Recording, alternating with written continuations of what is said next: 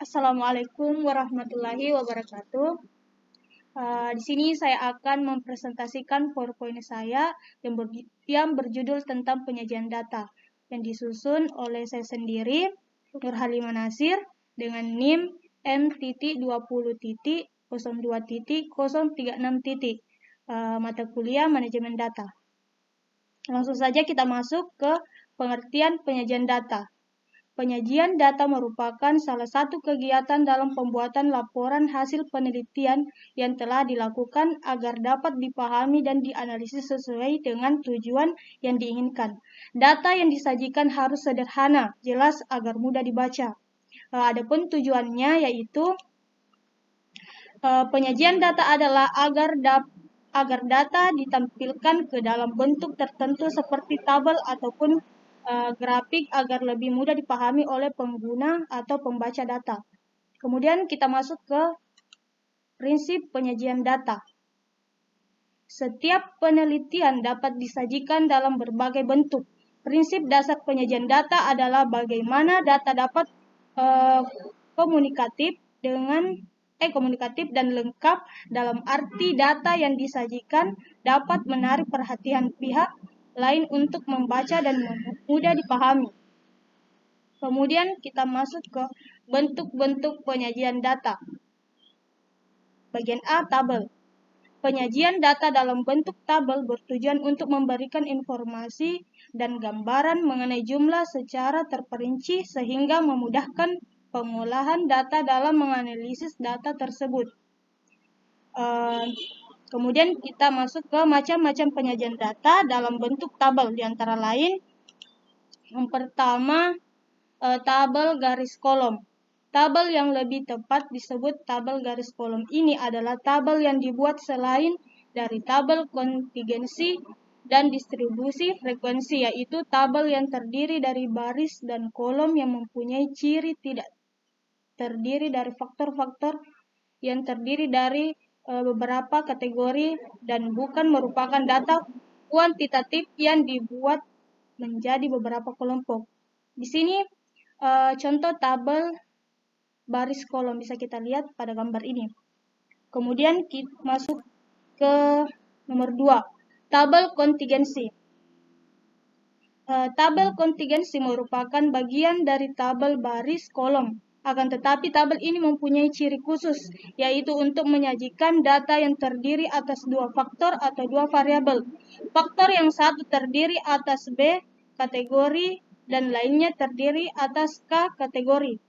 Dapat dibuat daftar kontingensi berukuran B kali K, dengan B menyatakan baris dan K menyatakan kolom. Contoh dari tabel kontingensi bisa kita lihat pada gambar berikut. Kemudian nomor 3, tabel silang.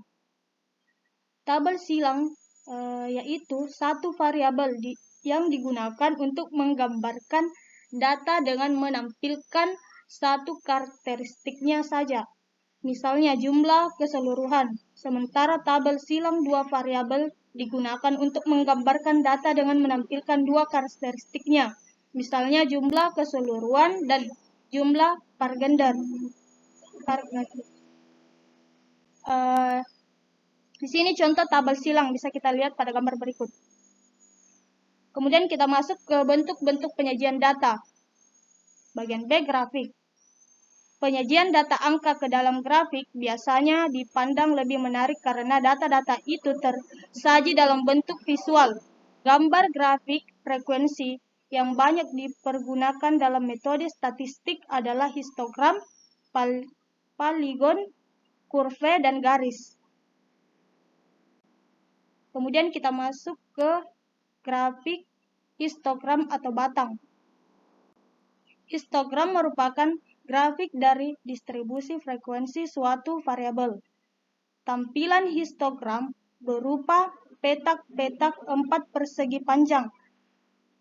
Sebagai sumbu histogram boleh memakai tepi-tepi kelas, batas kelas, atau nilai variabel yang diobservasi dengan sumbu vertikal menunjukkan variabel. Contoh dari grafik histogram atau batang bisa kita lihat pada gambar berikut. Kemudian nomor 2, grafik poligon. Poligon merupakan grafik distribusi dari distribusi frekuensi tergolong suatu variabel.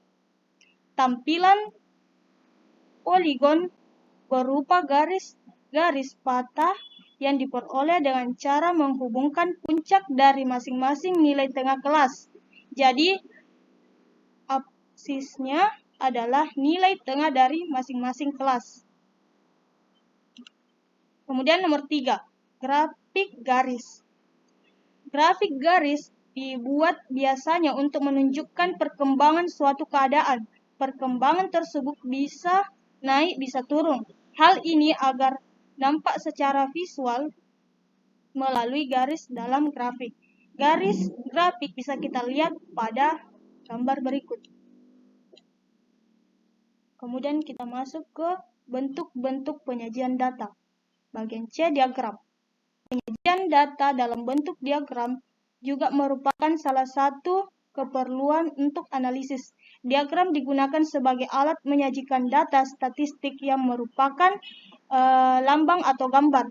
Dengan demikian dapat kita sampaikan diagram adalah gambar-gambar yang menunjukkan data secara visual yang didasarkan atas nilai-nilai pengamatan aslinya ataupun dari tabel yang dibuat sebelumnya. Yang pertama, diagram lingkaran. Diagram lingkaran diartikan sebagai cara penyajian sekumpulan data ke dalam lingkaran. Dengan lingkarannya dibagi menjadi beberapa bagian sesuai dengan pengklasifikasian datanya. Di sini bisa kita lihat pada gambar berikut. Kemudian yang kedua, diagram batang. Diagram batang adalah diagram berdasarkan data berbentuk kategori. Selain itu, diagram batang juga merupakan visual data yang berbentuk persegi panjang yang lebarnya sama dan dilengkapi dengan skala atau ukuran. Kemudian yang ketiga, diagram garis. Diagram garis adalah visual data yang berupa garis. Berupa garis diperoleh dari beberapa ruas garis yang menghubungkan titik-titik pada bidang tertentu. Selain itu, diagram garis digambarkan berdasarkan data waktu. Biasanya waktu yang digunakan adalah tahun atau bulan. Jadi kesimpulan dari presentasi ini yaitu penyajian data merupakan salah satu kegiatan dalam pembuatan laporan hasil penelitian yang telah dilakukan agar dapat dipahami dan dianalisis sesuai dengan tujuan dan yang diinginkan. Data yang disajikan harus sederhana dan jelas agar mudah dipahami.